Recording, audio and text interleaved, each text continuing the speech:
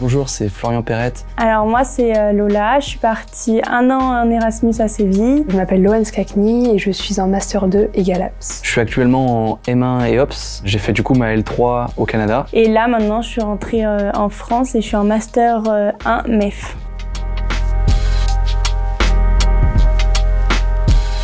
J'ai eu un bac économique et social, une licence TAPS éducation et motricité. J'ai fait le master 1 EgalApps. J'ai enchaîné avec une année en mobilité et maintenant je suis en 2e année de ce master qui articule études sur le genre et STAPS. Donc j'ai commencé en maternelle.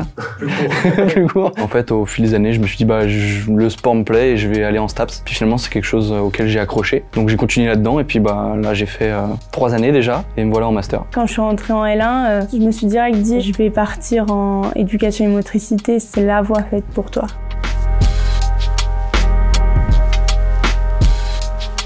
La mobilité, c'est quelque chose que je voulais faire dès la licence, mais il y a eu le Covid. Et quand j'ai appris qu'on pouvait le faire en Master 2, je me suis dit, on y va. C'est vrai que le processus était un peu long, donc à un moment j'ai eu des doutes, est-ce que je le fais quand même? Mais finalement, ça valait le coup. Je me suis dit, le meilleur temps pour partir pour moi, ça aurait été la L3, parce qu'après, vraiment, je me suis dit, on va avoir une grosse charge de travail, donc je me suis dit, autant partir sur la L3. Allez, vas-y, c'est qu'une seule fois dans ta vie, ça fait peur, mais il faut y aller, il faut le faire. Je voulais voir comment ça se passait ailleurs, je voulais voir s'il y avait exactement la même chose qu'à STAPS, ou alors est-ce que c'était un complément. Et effectivement, dans l'université où laquelle j'étais, ils étaient à la fois axés sur la performance, à la fois axés à la santé, ce qui est pas bête, parce que comme ça, ils relient les deux, c'est ce qu'on retrouve dans le monde pro.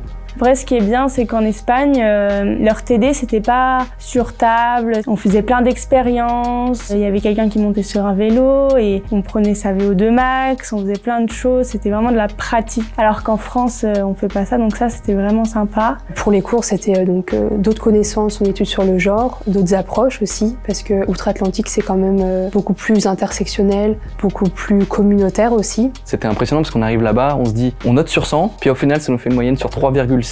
Chaque cours, faut avoir au moins 60 sur 100, ce qui revient à du 12 sur 20 pour le réussir. Il fallait s'adapter au système de notation.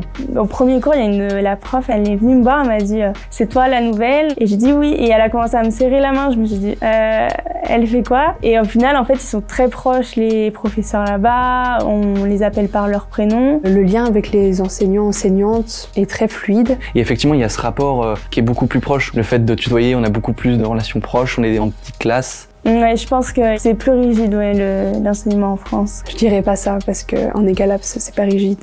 Non. Au début, c'est un peu dur de vivre en Espagne, parce que ils vivent pas pareil, ils vivent le soir, ils mangent à 14h, 15h. Et après, la vie sur place, on a quand même vécu l'hiver. À la fois, ça ouvre des possibles, on peut faire du patin à glace tous les jours, mais à la fois, ça veut dire on passe plus de temps à l'intérieur. En plus, il faisait beau, jusqu'en octobre, je pouvais aller à la plage. C'est pas le cas ici. Après, chacun vit comme il l'entend, mais j'ai réussi à me faire quelques amis, même si c'est différent d'arriver dans des groupes et puis de constituer. Donc ce que j'ai fait, c'est que je suis allé dans une coloc et on a fait de bonnes amitiés.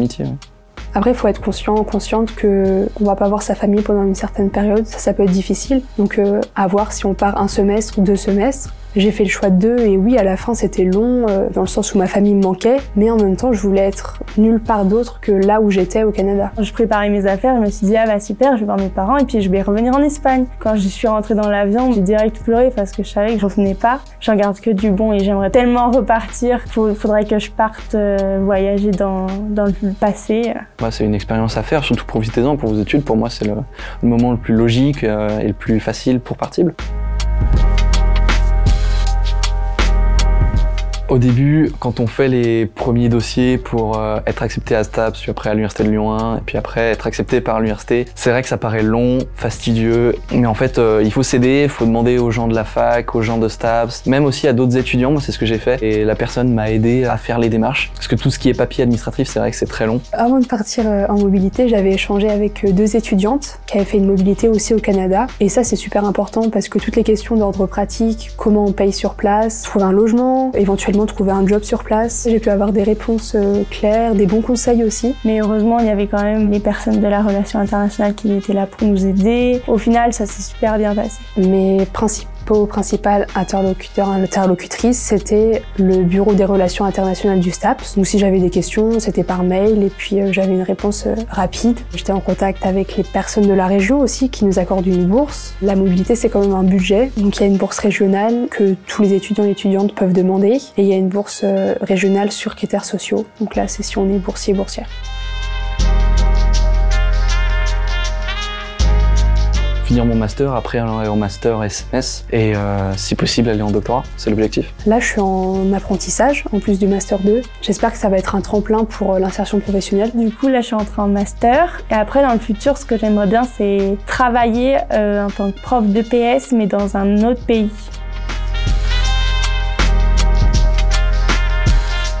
Il faut se dire c'est qu'une fois dans la vie et puis on regrette jamais. Donc même si on hésite un petit peu et même je recommanderais de partir 1 an et pas 6 mois.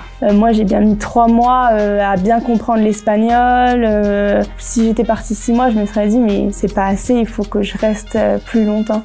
Beaucoup d'autonomie, beaucoup d'anticipation, d'essayer d'aller chercher l'information, de démarcher les gens et de découvrir les choses. Et c'est là que vous allez le plus profiter en fait, essayez de découvrir un maximum, profitez-en, vous êtes à l'étranger, faites-en un maximum.